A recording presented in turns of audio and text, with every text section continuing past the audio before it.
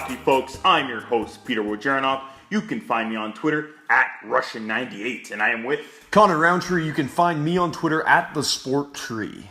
And of course, you can find both of us at Jablam Hockey on Twitter.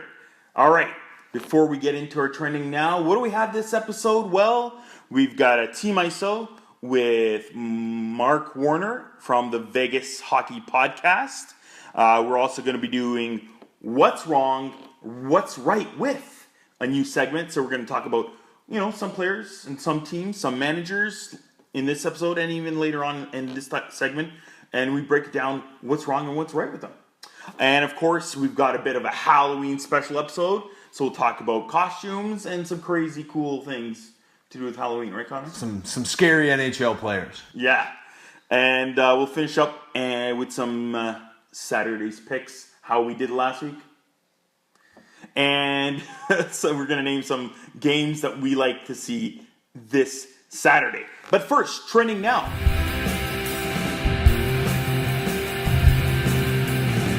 Trending now, Team Canada released their jerseys today, and they're ugly.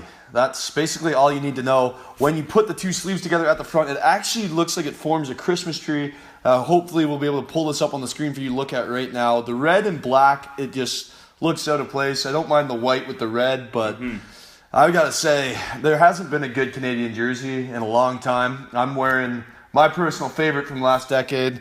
I like the black and gold with the red says Canada on it. Johnny T on the back. Pure goal scorer, second in the league in scoring right now, actually. Just slide that in there. Just under Austin Matthews. Yeah. I've never liked any of them, in my opinion. I think this is sharp. I don't like. You can't see it too well, but I don't like this stuff really around it. The rest of it looks okay. I like the gold. The gold. I don't know why Canada would have black in their jersey. I guess to be edgy, but I mean it's.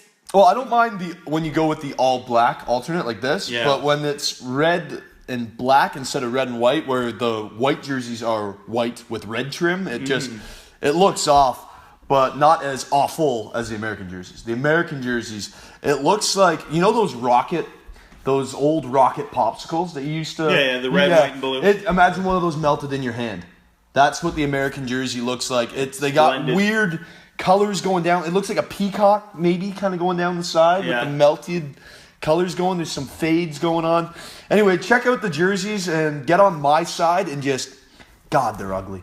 You know what? I might write a blog about my all-time top hated, maybe, national jerseys. The last national jersey I can remember really liking was I believe the 2014 Swiss jerseys. The Swiss with just the all white and then the red banner and then the cross. Yes. That I kind of did like that one. I don't mind the classic Sweden, the crowns, the three crowns, Tre Kroners. And then I think there's one or two Russian ones that I kind of like. Well, they're usually the same with the eagle and the crest on the front. Yeah, it's cool. But otherwise, there's not many that I like. No. But check them out on jablamhockey.com. They'll be in our game notes, the American and Canadian jersey.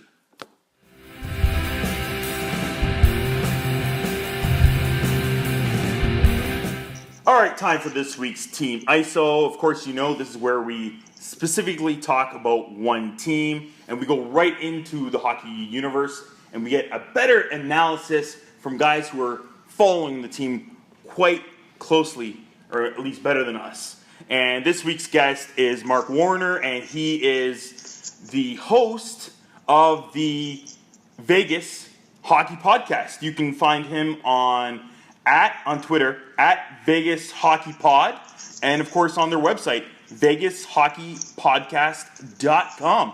Welcome to the show, Mark. Thanks, Peter. Thanks for having me on, guys. Cool. So let's get right into it. The first interesting news that everybody's talking about, of course, is Shepachov. So he wants to play, doesn't want to play for the team. I know at the beginning, after training camp, and they're kind of stuck with all the guys on their roster, so they send him down to the Chicago Wolves, right? Yep. And then they finally bring him up. He plays, just the one game? Yeah, just one. And he scores a goal, and then they're like, okay, we're going to send him back down. He doesn't obviously want to be sent back down. And now I think it seems like there might be a mutual agreement for him to go maybe back to the KHL. But again, if he has to do that, he has to probably repay that $2 million signing bonus. I think he gets to keep about $80,000. Okay. There's a prorated amount to it, and each day he doesn't report, it gets less and less. So yeah, something like that. Yeah. We covered this on our show a little bit, and I said then, and I'll say now, that I think George McPhee should just take the Stevie Y approach to Jonathan Drouin and let him sit until he reports.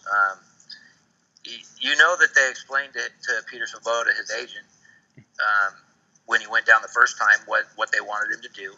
There's 3 roster-exempt players on the roster: Shea Theodore, Alex Tuck, and Vadim Shipachyov.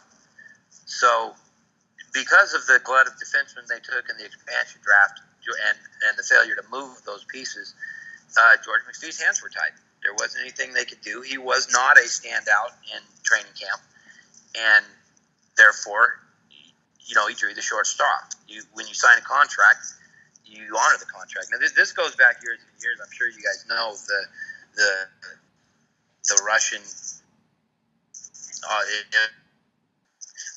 goes back to, if the Russians don't get what they want, they're all going to bolt back to the K, right? So I'm a big fan of the way Stevie Y handled Jonathan Drouin, and with, all credit to Jonathan Drouin, he did finally report. He went down, he played, he worked on what he was supposed to work on, and rejuvenated himself, and eventually, was traded to Montreal. So for me, I would hardline it, but the way the team's playing, I don't think they're going to miss him. And if he's going to be a problem in the room, everybody else wants to be here. Yeah. If you friends from Buffalo, and if you don't want to be there, then I guess get the heck out. I don't know how you guys are with language on your podcast. Yeah. No, it's all right. That's pretty much where I am with the Shipachyov thing. If he doesn't want to report, I'd let him sit. I'd make him dangle, and if it came to it, then I guess you could terminate the agreement. But then once you pass through unconditional waivers, you run the risk of him coming back and signing with another team. Mm-hmm. And I know that's not what George McPhee wants to see happen. Yeah, it's hard to compare it because Duran was, say, maybe a decade younger, and some of them are when they're dealing with those contracts, whereas Shipachyov is going to be... He's 30 right now. Yeah, he's going to be 31 soon. Yeah. So, and of course, he can always go back to Mother Russia, and that's kind of, maybe his thing, or that's where he grew up, so it's more of a money thing maybe for him. All right, let's go on to Connor. Would you want to talk about? Yeah, Mark, the Vegas Golden Knights, just in general, best start to an expansion team in the history of the league. They're 8-3 right now. Lost the back-to-back games over on Long Island and then in the Big Apple, Manhattan. But what do you credit this amazing start to? Because it's not just one facet of the game. They've gotten great goaltending through 4 different starting goaltenders now. The team is just clicking on all cylinders, firing on all cylinders. What do you attribute that start to? Well, if you haven't seen them play, the very first thing I'll say about them is this team has an extraordinarily high compete level. They battle for every single puck. They get sticks in the passing lanes. They get bodies in the passing lanes. They don't quit on any play.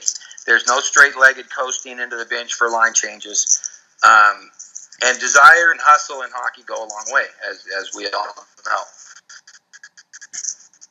You can overcome efficiencies if you're playing smart in your system and you play as hard as you can. That's number one thing that I see with this team.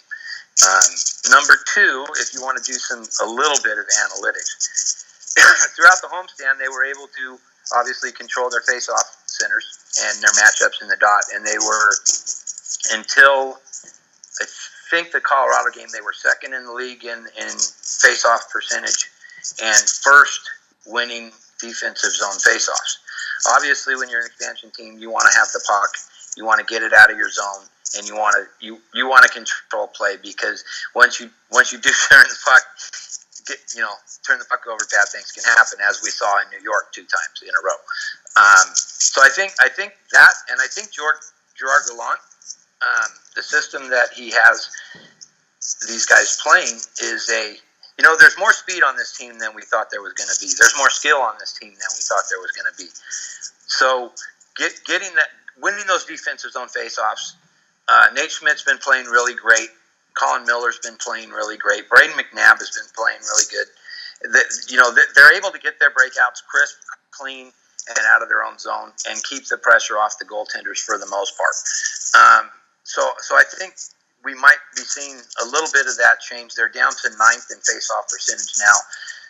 Obviously, being on the road for 2 games, the home team gets to set the face-off matchups, and they're slipping a little bit, but they're still doing very well in the face-off dot. And starting play with possession, I think, has been a big key for this team. If you want to ask me about the goaltending, I don't have an answer for you.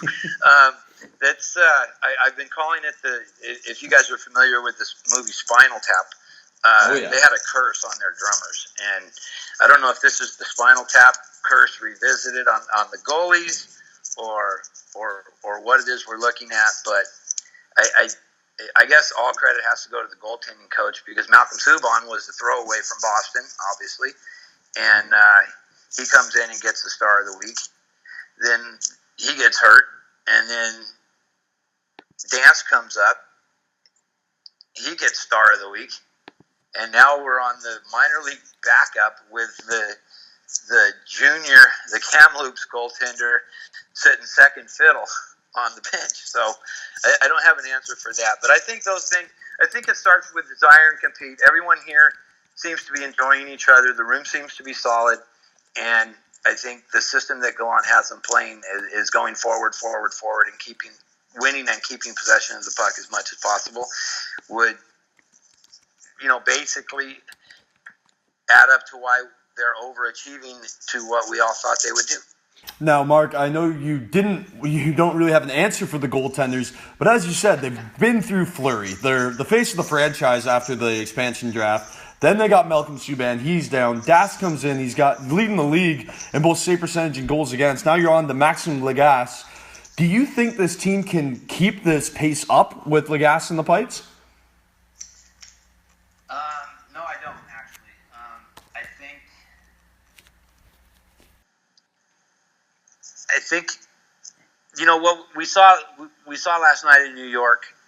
I'm gonna give him a pass on the Islanders game, because he comes in cold. It's his first game, and he admitted afterwards that the jitters were there and the butterflies were in full force. But we gave him the lead last night 4-2 going into the third period, and it definitely wasn't his fault. Perron took a bad penalty. They score the power play goal, and then momentum starts to switch in the game. But sometimes you need your goalie to make the huge, timely save, and I'm not sure that he's ready to do that yet. All right, but is it bring your kid to work day when you have a kid that looks like Dylan Ferguson? No? All right. Let's just move on then. Yeah, no, absolutely. Me and my wife were watching the game last night, and she's like, he's 12. Yeah. All right. Let's get into some other. I was making a joke with her about Ferguson. I was like, I'll bet you $100 right now that when he goes back to Kamloops, he asks if he can keep his jersey. Yeah, for sure. All right, let's get into some other guys near his age, and that's prospects. First, Cody Glass. Of course, he went back to Portland for the Winterhawks in the WHL, and he's killing it again. He's leading the team. Well, yeah. Yeah, he's 21 points. What type of player is he, and where do you think he'll fit in with Vegas in the next year or two? Well, I saw him play in the development camp here, and he seemed. I don't know if the situation was too big at the time, or he just seemed a little bit uncomfortable. As camp progressed, he seemed to get more and more comfortable with the situation, the surroundings, and maybe being the first overall pick for an expansion franchise and being bombarded with media from that perspective was maybe a little bit too much from him. As camp wore on, we saw in a couple of the preseason games that he got into, he's got a really nice awareness offensively of where his teammates are on the ice. He made a few no look through the crease cross ice passes that there's guys in the NHL they can't do. So I look for him to be, in a couple of years to come up, and I think more of a playmaker type than the sniper type, although he's scoring like crazy right now. But I think translated to the NHL, his game is going to be using his offensive awareness, using his skill to make his teammates around him better, and I think he has a real good chance to do that. All right, that's cool. Cody Glass there, the 6th overall. But let's now go to Nick Hague, the 2nd rounder, 34th overall, now playing for the Steelheads. He's playing pretty well for the Steelheads. He's a big, huge, lumbering kid with a booming shot. And, of course, he's got 6 goals already.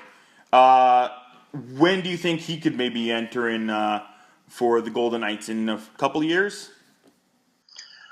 He might be a couple years. I'd like to see him finish his juniors and then get a year or two in the A. Yeah. One thing we all noticed here during camp was that his skating needs. I don't want to say quite a bit of work, because with I think the 16th pick they took the Branderstrom kid, who's really they're high on as coming up. He's a little bit undersized as a defenseman, but he's dynamic offensively, puck moving style offensive defenseman, and that's not going to be Nick Hague's game when he does come to Vegas. He's going to be the stay at home type defenseman. Like you said, big kid, got to work on his skating a little bit. Big shot from the point. He did have and one thing that I'll say about George McPhee and all the prospects, and even the players that they took on in the expansion draft, is that they all have that on-ice awareness that I think we're seeing on the big club, and we saw in the development camp that Nick Hague has a really nice awareness defensively of where he should be and what he should be doing. And that's one thing that did stand out to me was his hockey IQ seemed to me anyway for a young kid to be a lot higher than a lot of the kids in the camp.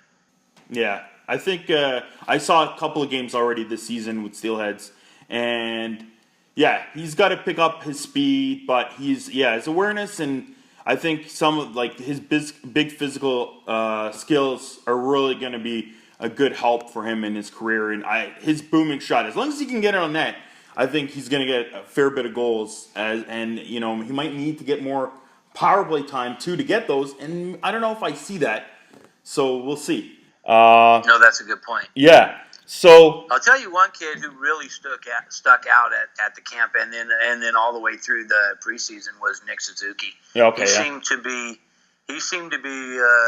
just farther along in his development.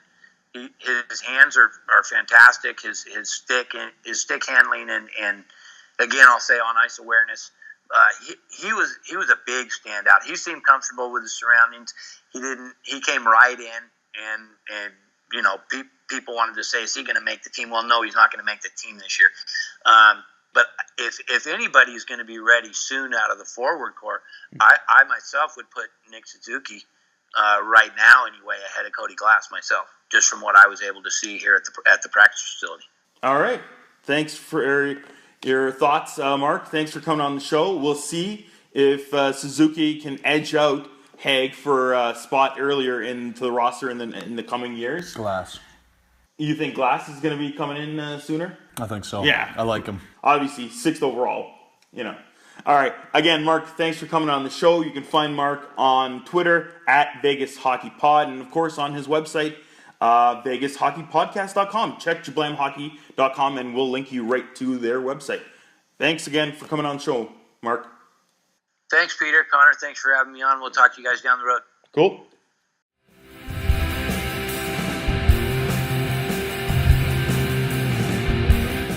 All right, time for our new segment, What's Wrong and What's Right With? All right, Connor, let's let you introduce how the segment works. Well, here's what we do. We take a couple of teams, players, management, coaches, basically around the franchise, and we'll tell you who's doing something right and who's doing something wrong. Start off with someone doing something right. Look no further than, Andre Vasilevsky down in Tampa Bay. Pardon me, I just choked on my own uvula. That's embarrassing. But hey, it happens. Vasilevsky just broke the record for the most wins in October. Tied the record for the most wins in October in the history of the NHL. He's got the goal support, and he's playing some pretty lights out hockey here, Peter. Yeah. You were contemplating if it's the team or if it's him.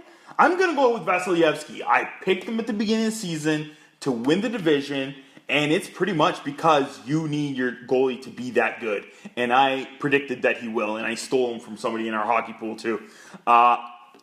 2014 is it, I think, when he got the gold medal for his team in the World Championships, I believe, with a stellar 0.5 goals against average and a .985 save percentage. And then I think the same thing later in the year for the juniors, also got the bronze for them and had 1.83 goals against average and an amazing save percentage always. He's been a stellar for Team Russia in international hockey. Yeah, there's no doubt about that. Obviously, his international stage and what he's done this season thus far. But I still don't think that you can give all the credit to Vasilevsky. His goal scoring that he's had, the system in front of him. Obviously, Kucherov leads the league with 13 goals. Stamkos leads the league with 24 points. So he's getting a lot of goal support. Just their last game against the Panthers, they got 8 goals. They won 8-5.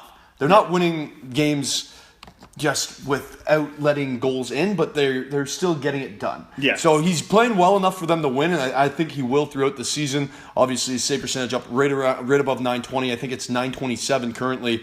So he is stopping most of the pucks, but when goals seem to get by him, they get by him in numbers. Like 8-5 in Florida, 5-4 when they 5-4 their loss against the Devils at the beginning of the season. So they come and go, but I think he has not enough goal support around him and a solid defensive core to make him look good and push Tampa Bay real far. Yeah, if you go along his whole career, though, he's never had a bad goals against average or save percentage.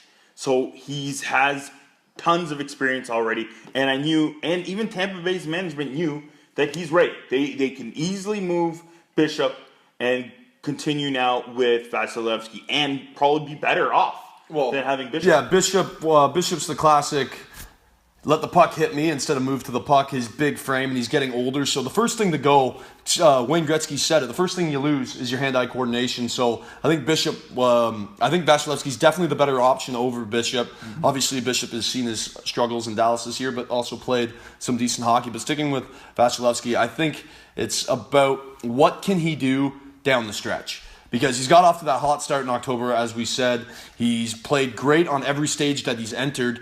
But can he carry an NHL franchise, a franchise like Tampa Bay that could qualify for a cup, be a legitimate contender this year? They're definitely playing like it now. Can he push them over the hump? I'm not sold on it. Mm-hmm. I haven't seen a lot of Vasilevsky play over the years, but I have seen a couple Tampa Bay games this year.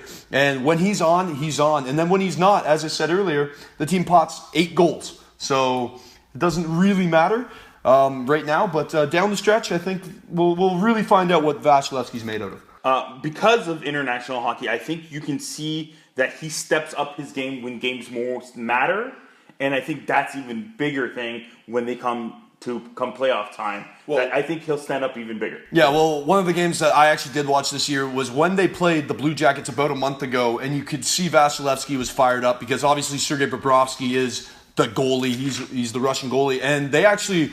It went into Columbus and won that game 2-0. Vasilevsky pitched his first shutout of the season over in Columbus there. And as you said, he steps up for international play.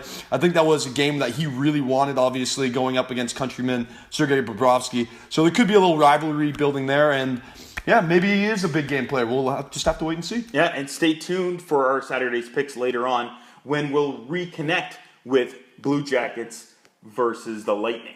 All right, next, what is wrong with Alexander Galchenyuk? Oh, okay. Peter, you take the lead on this one. This is... Okay, well, if you go back a little bit more in history, I think it was early 2016, we already heard about Galchenyuk's domestic abuse scenario thing. So that's been already, something in his history. Now, an ex-coach of the Habs, Mario Tremblay, is allegating that he's already been twice in rehab. So we don't know if those are true, but that's another issue that you're going to have to look into with Galchenyuk, is his off-ice problems hurting his on-ice problems.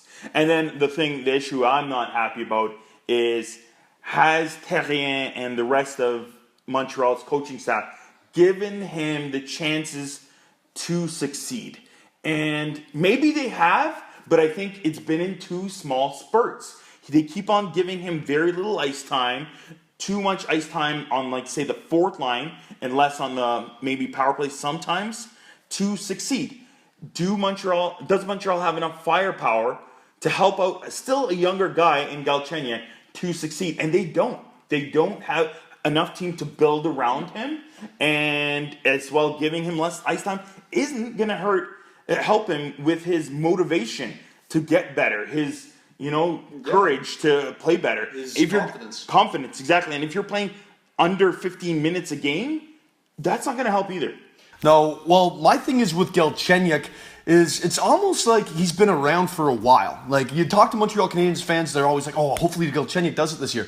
He's only 23, and those quote-unquote drug addictions or rehab, well, playing in Montreal, it's a pressure-filled city. Look at Carey Price. When he first came in, he choked under the pressure. Yaroslav Halak came in during the playoffs. Bingo, bango, Price is back on top. Now, I'm not saying that I think Galchenyuk is that quality of player where he's going to lead his position in the league. But what I do think that Montreal, being the hockey market that it is, has put too much pressure on Galchenyuk from the fans. And I think the coaches are expecting too much from him, which is why he's playing those fourth line. And when nobody believes in you, it's hard to believe in yourself. So all those off-ice issues, I think, stem from poor coaching and poor management and poor player handling in Montreal. Now, Galchenyuk's got to be headstrong and deal with that himself. Mm-hmm. But I think he's in the wrong environment, and I think that's what's really holding him from breaking through. The thing is also with the NHL is, and we got like the Duchesne scenario, we've got next Drouin scenario previously in year, and we've always had those younger guys, and we're expecting too much out of guys that are in their early 20s or younger to mature.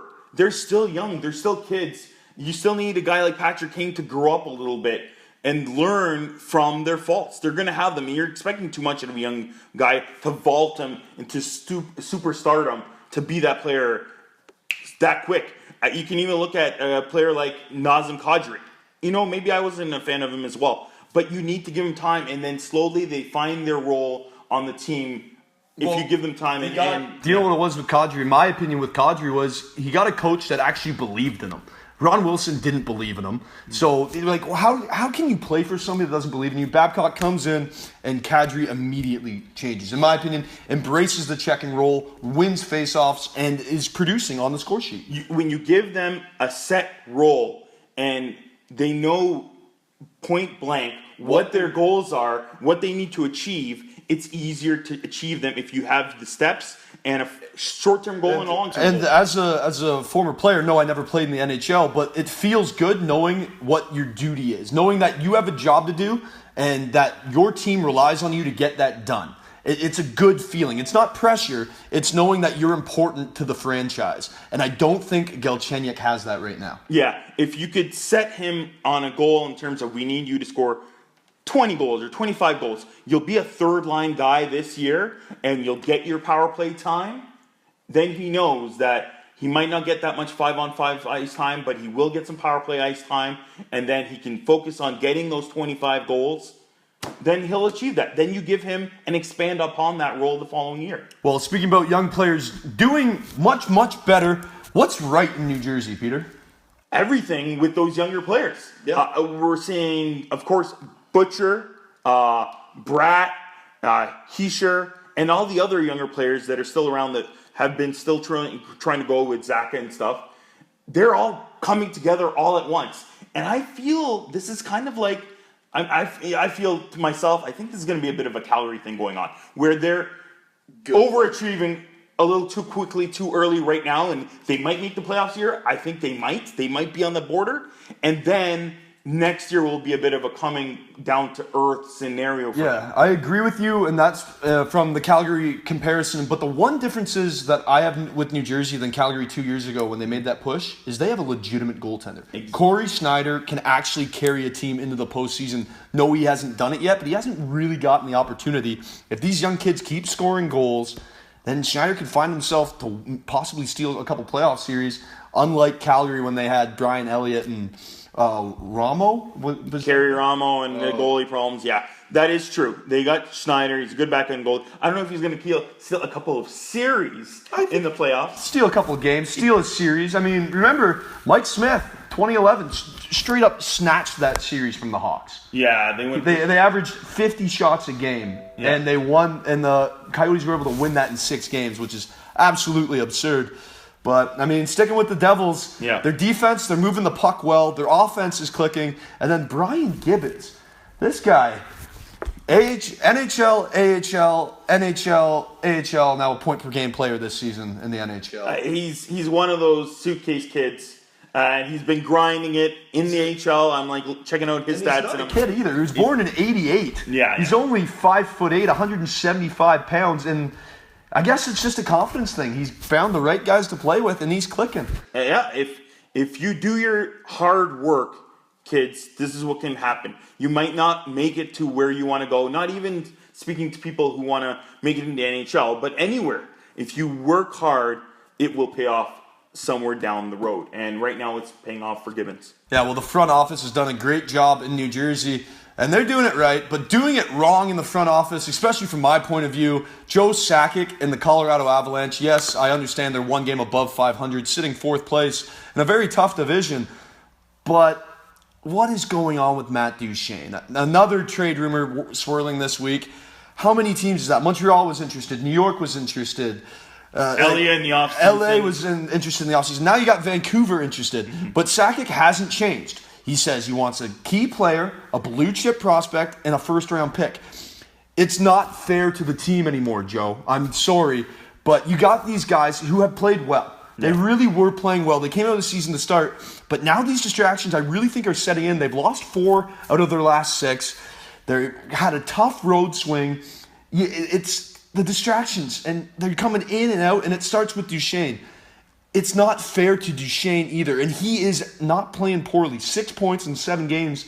He's doing all right, but I don't like what's going on in Colorado. I don't think Joe Sakic has handled this as well. Even when Steve Yzerman had that falling out with Drouin, Drouin wasn't a proven NHL player. Yeah. You can treat him that certain way. Let him put in his time. Yeah. Duchene has put in his time. The guy's won an Olympic gold medal, and yet you're taking him along, like stringing him along. It's not right. It's not fair. And I think the Colorado is going to just start plummeting until they figure out what they need to do in that front office. There's my little rant for this show. They still have a fairly young core. You got McKinnon, you got my boy Landeskog, and all the rest. Now Rattanen's playing well for them. I think it stems from the beginning of signing Patrick Waugh as their head coach. I think that was the first wrong move. They needed still, a more secure coach. It just seemed like they went for a coach that already had a big name. And yeah, Waugh might have had a good few years coaching in the Q, but it just seemed like a wrong timing for the wrong team right now. That year was such a lucky, unpredictable year that Waugh was just magically winning games in the last second, taking the goalie out with 7 minutes left in the game, and they were stealing games, and then they win the playoffs. Well, that's almost like the Calgary, New Jersey thing that we were just talking about as well. Pardon me on that.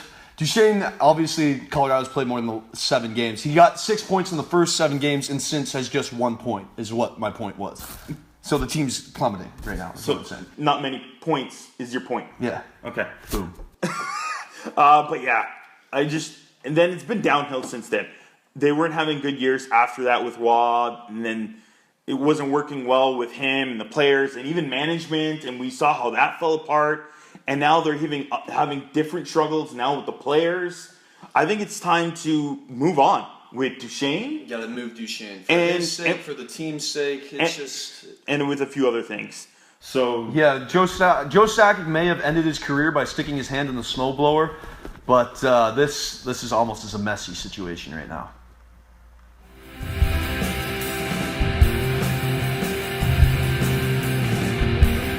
Well, in honor of Halloween, Peter and I decided not to dress up because, well, you have to look at our faces this entire episode, and that's scary enough for you at home.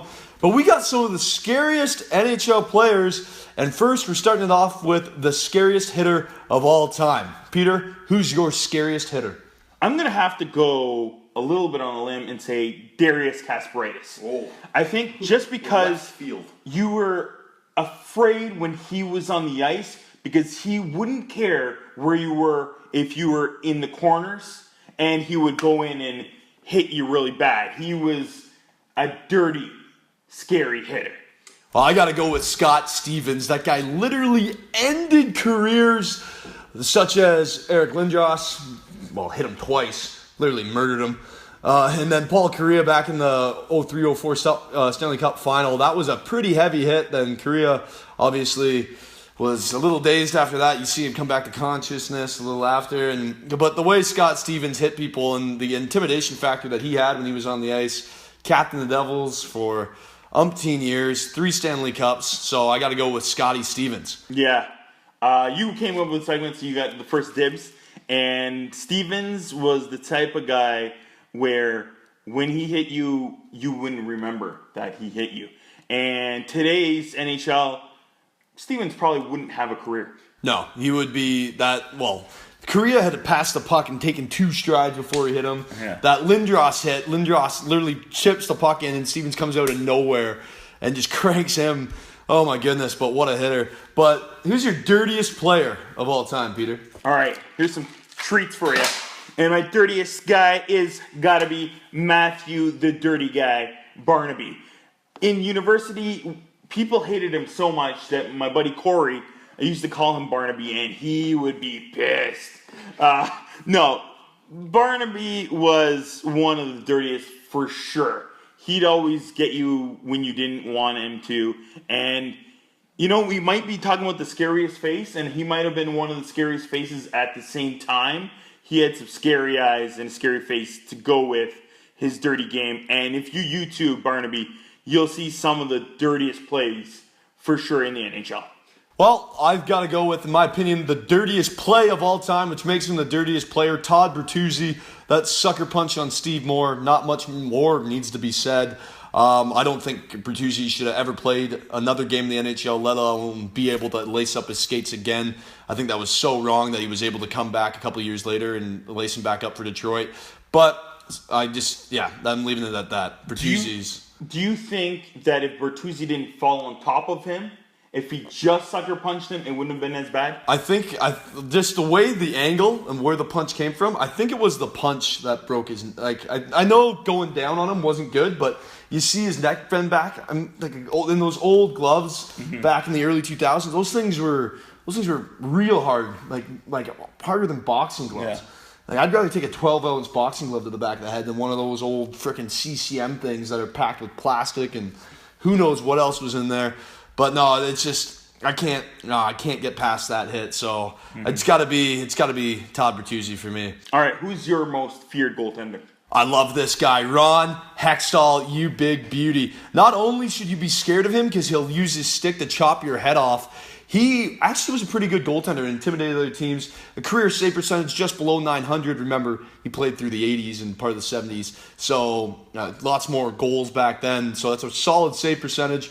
And as I said, he would straight up drop. If he didn't like something, he was the goalie, enforcer, coach at some points, just barking at his players. I love Hextall. I love the way he played. Oh, man. He would be the worst when you're going around the net, and he would just come and swing the stick right around and get you right before you even expected anything to hit you. Yeah, no. So watch your shins. Cheap, but feared. Yeah, and I think the same thing, if you go to any goalie in this era, I think it would be Mike Smith, and that's my pick.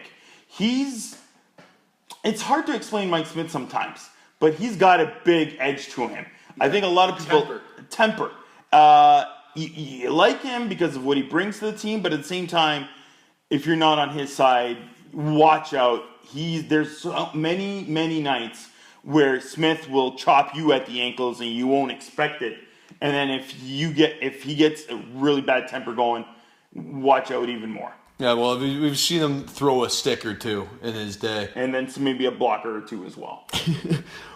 Peter, moving into more of a team thing, what is your opinion for the scariest logo or ugliest logo of all time? I think you're going to have to go way, way, way back for me, and I'm picking the Hamilton Bulldogs.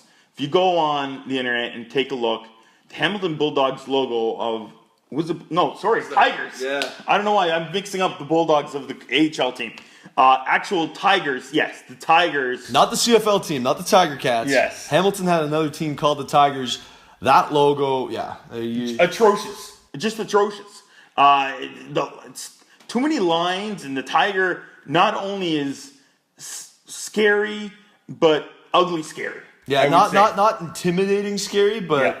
scary where you see that and you're like, I kind of feel sorry for the guy wearing it. Yeah. Well, for me, I go back to 2006 and those Sabre jerseys. Though, yeah, we were talking before that it's a slug. Yeah. It's a little yellow thing with a curve and a little white ear or horn, I guess. So a little red eye. What were you calling? You were calling it a slug. I think it looks like diarrhea. I think that logo looks like yellow and blue with a little bit of red and a little bit of silver just splat onto the jersey. Stop getting too specific in how, Yeah, no, I was going through the color scheme, but no, it's yeah, I think I could have had, if I had a kid and just put him over a jersey, just no diaper, you get the picture. That's the Buffalo Sabres 06 jerseys. Cool. And then we go with the scariest face. Face that could be a mask. Yeah. A mask. Oh. Got to be Zdeno Chara. I know you're rocking the Bruins jersey, but the guy's, he's a big guy. And, those really tall guys, sometimes they look a little more disproportionate, but he's got, one eye up here, kind of that, one eye down here, kind of that sloth thing going on from the Goonies. And, his jaw's a little crooked. I could seriously see if my mother were to open up a door and a trick-or-treater kid and she goes out boo with his Chara mask, that kid's running to the end of the driveway back to dad. But Chara's scary, man. Chara is scary, but I think his aura of Chara and how tall he is helps with him being so scary. He's the Frankenstein of our picks. Yeah. I'm going to go with Marty McSorley, and I think that's mainly to do with me growing up and watching Marty McSorley when I was a very young kid, and then also seeing him in the Kings jersey and trying to beat up Wendell Clark and Ty Domi in '93 during that playoffs. And then during that series, I think Wendell Clark got him one or two times good. So he kind of looked like, and this is in the era of the Terminator, he kind of looked Terminator-ish with half of his eye, it seemed like the bone was almost sticking out. So I was like, ooh, every time I saw him, I cringed and I was scared as a kid watching Marty McSorley on the ice. Yeah, McSorley's pretty legendary.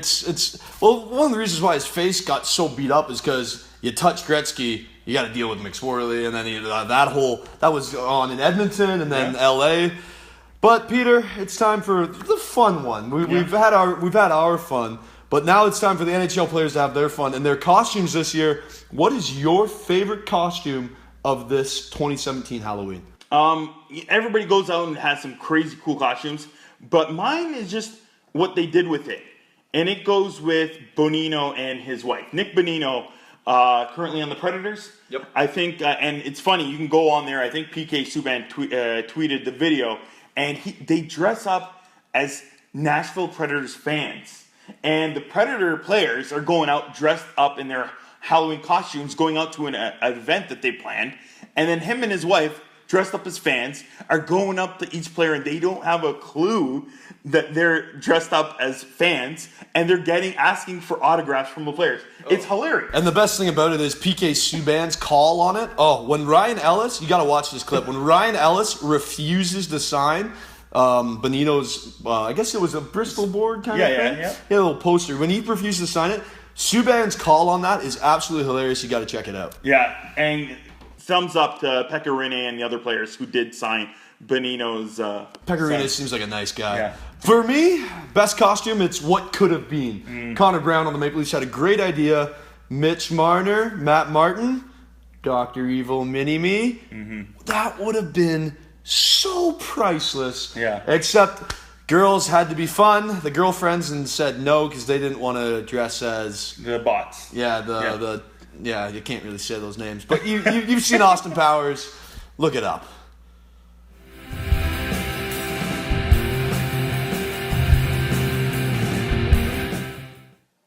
Come on, Connor. Let's do our Saturday's picks. I think I'm going to retire. Yeah. First, we'll review what we did last week, and then we'll give you our games of the week. I'm going to skip my review last week. As you guys know, it was my birthday last week, so I'm going to use that as an excuse why my picks were a little off on Saturday night, as I was. So I'm going to leave it at that. So we'll try to continue tweeting out our Saturday's picks, hopefully Friday night or Saturday. And, of course, go on jablamhockey.com. You can see our Saturday's picks. You'll see the ones currently still from last week.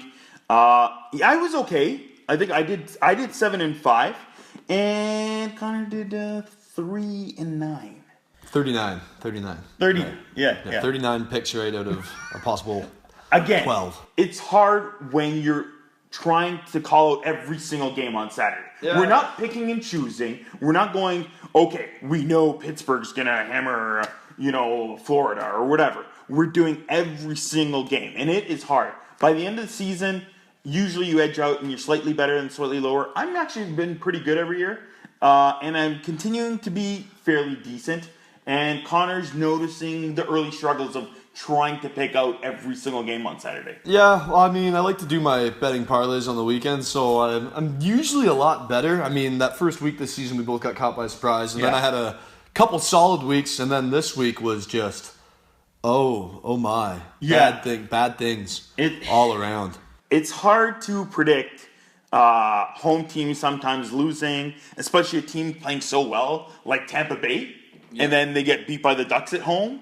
So there's a lot of those. But sometimes I try to look at if a big player is missing from a lineup, or if they've played versus the current team they're playing, and they played them recently, they might lose that game. Sometimes I look at that. I like to look at the starting goalies big. Yeah. Because you don't really know who's going to start until the day before. Or sometimes most teams do it the day of now to keep the other team on their toes. But usually you have a general idea.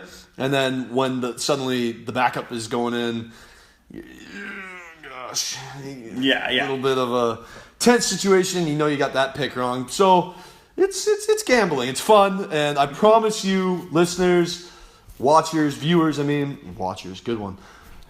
I will be better.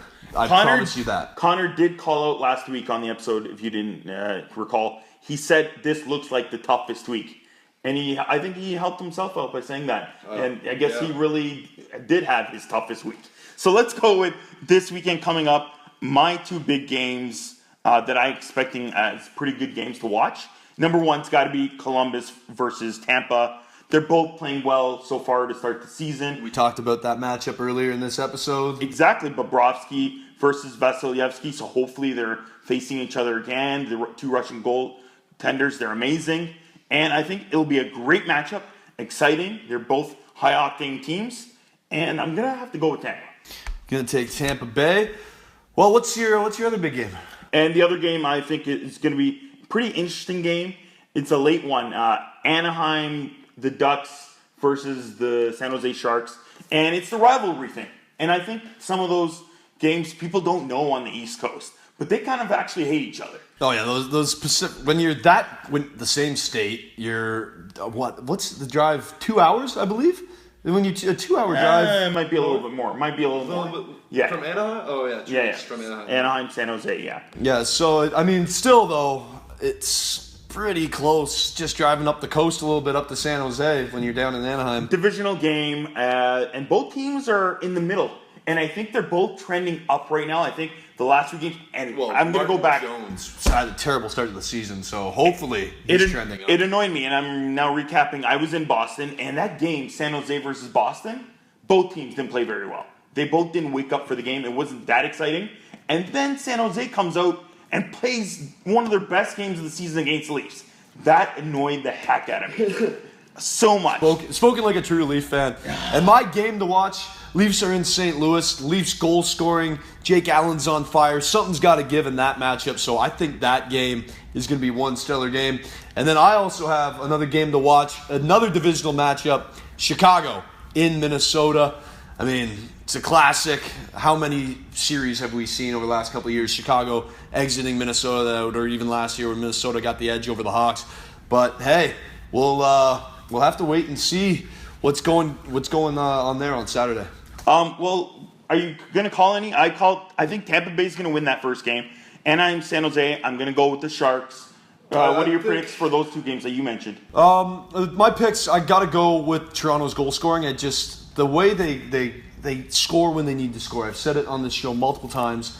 They're too consistent right now. Their confidence is too high. Their goal scoring is on point. So I think the goal scoring is going to win over the goaltending in that one. And then Chicago, I mean, what Devin Dubnyk are we going to see? Because he's been great, and he's been not so great this season. So Minnesota's at home. So it's really going to depend on what Devin Dubnyk shows up for Minnesota. But I'll take Minnesota at home. I told you, I think Dubnyk's going to kind of falter this year, and that's he has so far. He has so far, but it's a long season, and he's got a lot of time to bounce back. Especially because that Central Division, a lot of teams are surprising, and there's lots of moves going on. Obviously, St. Louis is out in front by quite a bit, but under them, it's a bit of a smorgasbord, if you want to call it that. The Jets are playing a little bit better. Well, they're in second place right now. Yeah. Like, what? Yeah. I didn't see that one coming. Yeah, we all know that they have great prospects, and some guys like Scheifele, so underrated. They're playing very well. Wheeler, he's been wheeling lately. Well, Connor Hellebuck, too. Yeah. Where did Hellebuck come from this season? Well, yeah, I think a lot of them have high potentials, and maybe that's coming to the forefront right now for the Jets, so that's good for them. All right, before we leave, I want to say a thank you to Nilo Audio. He's our new logo designer, and he did a great job with the new Jablam Hockey logo. It looks fresh, outstanding, huge improvement from our old logo. And if you want, you can follow him and say thank you to him on Twitter at Nilo Audio, and that's Nilo with N-I-I-L-O. And his last name, Audio, A-U-T-I-O. Thank you, Nilo, for a great job with the logo. And he's going to help us with some other stuff in the future. So thank you. All right, and before we go, again, go on Twitter, at Jablam Hockey. Tweet us, ask us any questions. Check us out. And again, on our website, jablamhockey.com. See you again next week, folks. And happy Halloween. Trick or treat.